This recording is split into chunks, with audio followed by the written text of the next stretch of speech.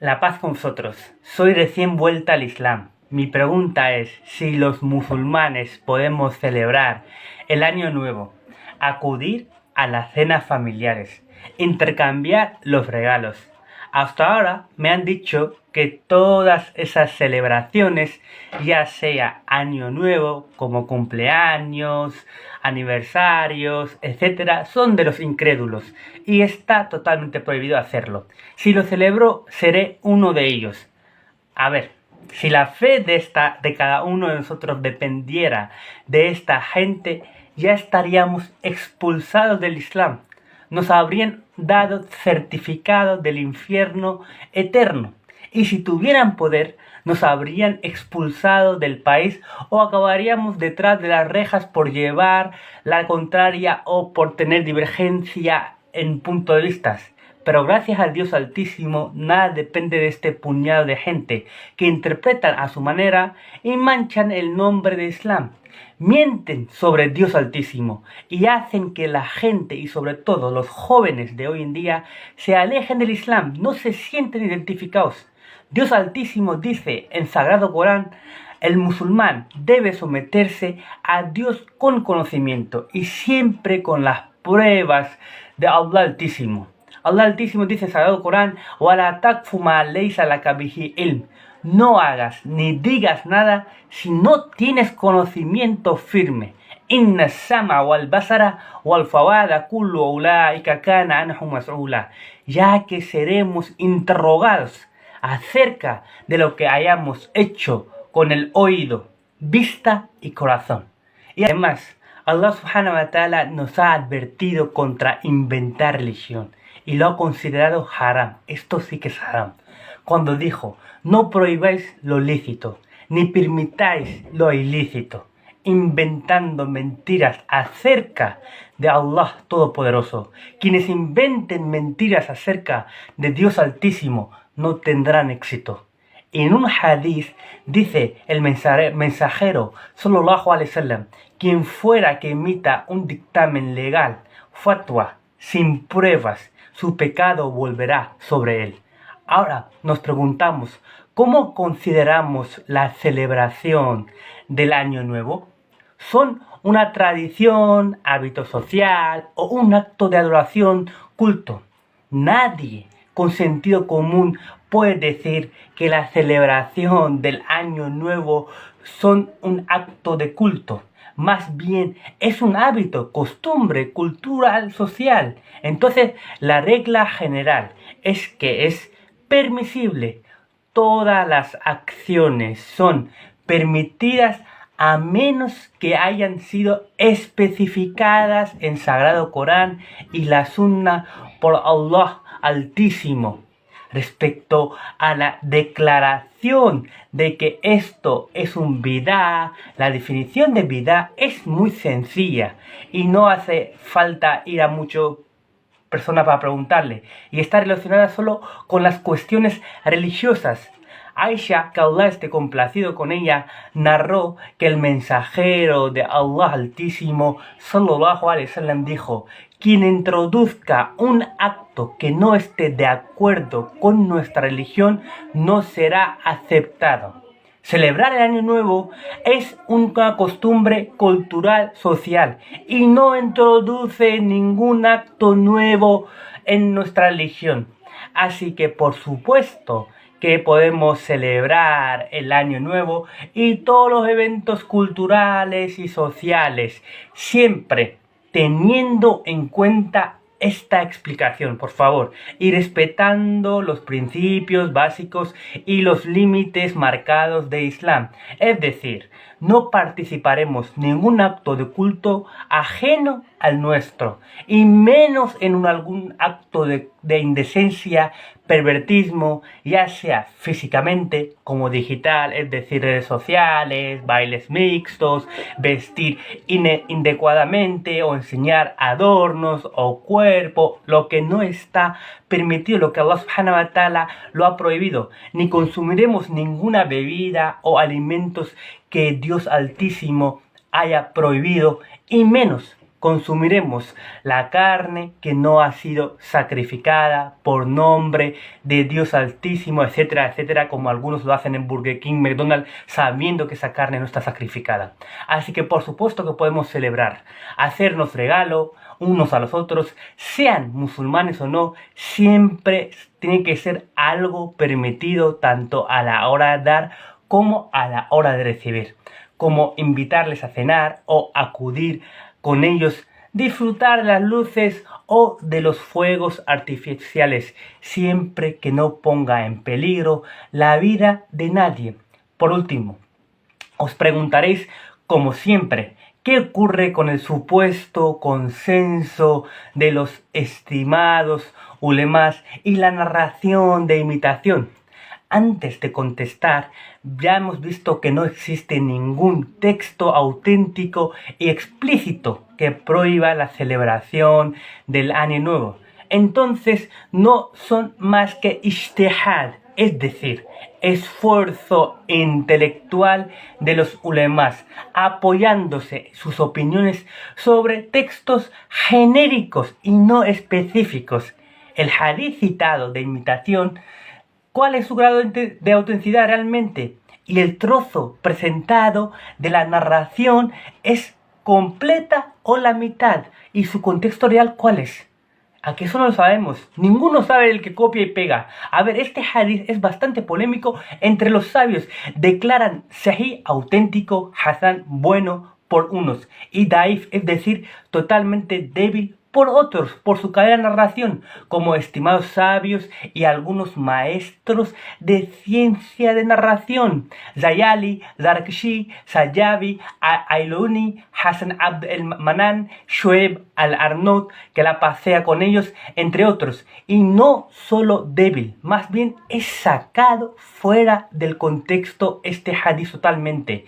Ya he explicado anteriormente en vídeos también, pero vuelvo a explicar otra vez este hadith y me parece una deshonestidad académica e ignorancia por aquellos que solo copian y pegan y comparten como si tuvieran bendiciones y no son capaces de investigar más allá de una línea, y pecado por ocultar la parte de la narración y solo por presentar una parte de texto a sus antojos. La crueldad con la que estamos usando este hadith no es lo que ha hecho ninguna otra nación. Este es un fragmento de hadith y dice: aquel que imita a un pueblo es parte de él. Esta media frase se saca de contexto y se presenta como un principio y aplicarlo a todo lo que proviene de los no musulmanes. Astaghfirullah, qué locura. Se le coloca como un veredicto de haram y ilegal, prohibido, ya sean pantalones, camisas, corbatas, cumpleaños, velos de corte, aniversarios, año nuevo, día de la madre, día del maestro, etcétera, etcétera, etcétera. Y se le considera desde la base ilícitas, prohibidas, haram, ya que proviene de los no musulmanes. ¡Wow! ¡Qué intelecto! ¡Qué sentido común! Y son sus costumbres y prácticas. Según el hadith, si alguno de los musulmanes hizo tal cosa imitando, entonces el día de la resurrección, él también será contado entre los no musulmanes. Sin embargo, cuando estudiamos realmente el hadith completo, juntándolo, no se menciona el día de la resurrección, ni hay instrucciones para adoptar un estilo diferente al de los no musulmanes. Por favor, ya os juntaré las imágenes. Ni se menciona ningún principio de halal y haram, prohibido y primitivo. El mensajero de Allah, que Allah Altísimo le bendiga y le conceda paz, advirtió a los tribus en su momento de alrededores antes de que comience la guerra contra los infieles, que no solo predicaría como otros profetas, sino que también haría la lucha contra ellos. Y dijo, mi provisión se mantuvo bajo mi lanza. Es decir, en caso del botín se me ha establecido mi provisión en ello. Y por primera vez en la historia de los profetas se me ha hecho lícito el botín. Y además dijo, la humillación está destinada a mis adversarios. Quien adopte la semejanza de mis adversarios, su resultado también será igual que ellos. Durante la guerra, si un hombre de otra nación muere debido a su parecido con ellos, no somos responsables de su sangre. ¿Por qué? Porque en la guerra no es posible que nadie tenga una identificación detallada o un nombre específico, algo que demuestre, o después de conocer la tribu atacarle o matarle. Así que cualquier cosa que suceda bajo la apariencia de una nación se considerará un miembro de esa nación. Esto es lo que quería decir el hadiz completo. De este hadiz se desprende claramente que aquí no se establece ninguna ley de halal o haram y que no se está dando una orden eterna. Pero antes de la acción de la guerra se advierte a los oponentes, así como a otros tribus, que no se mezclen con nuestros oponentes, no comportarse como ellos, sino serán de ellos. Matizo un asunto muy importante antes de avanzar. Esto solo está permitido para los mensajeros de Dios Altísimo, y después de último mensajero nadie, es decir, profeta Muhammad sallallahu alaihi wasallam, nadie se le permite hacer todas estas cosas. Y saber, cuando los mensajeros de Dios Altísimo están sobre la tierra, se establece un juicio menor en directo después de un tiempo de llamada al sendero recto de Dios Altísimo, y cuando ellos no aceptan el mensaje son castigados desde el cielo o manos de los mensajeros en directo en la tierra. Ya mencioné en mi anterior vídeo, mirarlo. Si volvemos a Corán, encontramos cómo los pueblos finalmente son castigados cuando los mensajeros vienen, y después de rechazar el mensaje siendo arrogantes. Volviendo al hadiz, es totalmente injusto sacar de esta narración el último fragmento de este hadiz y convertirlo en una regla general y dar fatwas, veredictos de permitido, prohibido. Es como si, como si os pongo un ejemplo desde Corán. Ya ayyuhalladhina amanu la taqrabus salat wa antum sukara. Oh creyentes, no te acerques a la oración cuando estés ebrio.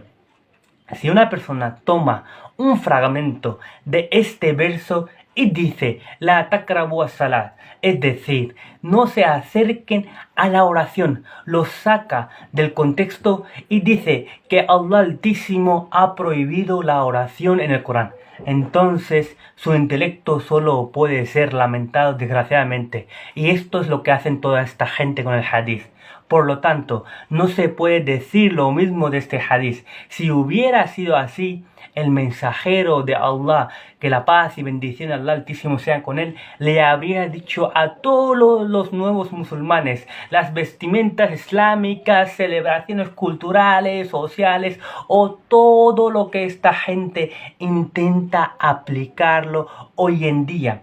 Cuando mensajero de Allah Altísimo transmitió principios básicos generales, nada más, en cada área de nuestras vidas. Y además, ¿por qué insistiría en la vestimenta y la cultura de una sola región, cuando Islam es eterno? Y es uno de los grandes argumentos que demuestran que Islam es válido para todas las épocas, ya que no entra en detalles y es más que suficiente con las órdenes básicos divinos, que son perfectos y no dejan ningún margen de error porque están hechos por Allah subhanahu wa ta'ala. Además, el mundo se ha convertido ahora en una aldea global, pero también en una calle global. Los países se han transformado totalmente en barrios. El avance en conocimiento social y científico han hecho que la gente lo ve todo en un contexto cultural y social y nada más, y no en un contexto religioso. Ya queda muy poco de esto. Se adoptan mutuamente las vestimentas, los festivales y el atuendo de cada uno. Lo que los musulmanes tenemos que estar atentos, por favor, y precavidos siempre es que nunca participaremos en nada que tenga shirk, es decir, politeísmo o cualquier aspecto inmoral. Muchos de ellos ya he nombrado al principio. Es decir, siempre nosotros tenemos que elegir dentro del marco del Sagrado Corán y la Sunna. Si tienes que aplicar similitudes de imitación, aplícala en el personaje en lugar de en la apariencia externa. Por ejemplo, di, el que mezcla o pesa mal o engaña a la gente el día de resurrección estará con la gente de profeta Shuaib, la paz con ellos, que fueron castigados. Los que cometan adulterio y homosexualidad son similares a la gente de profeta Lot, que la paz sea con él, y los que son arrogantes y serán similares en día de juicio con Faraón y Namrud, y los que no pagan zakat, es decir, atributo obligatorio, serán similares al Qarún, y los que niegan la verdad sabiendo en sus interiores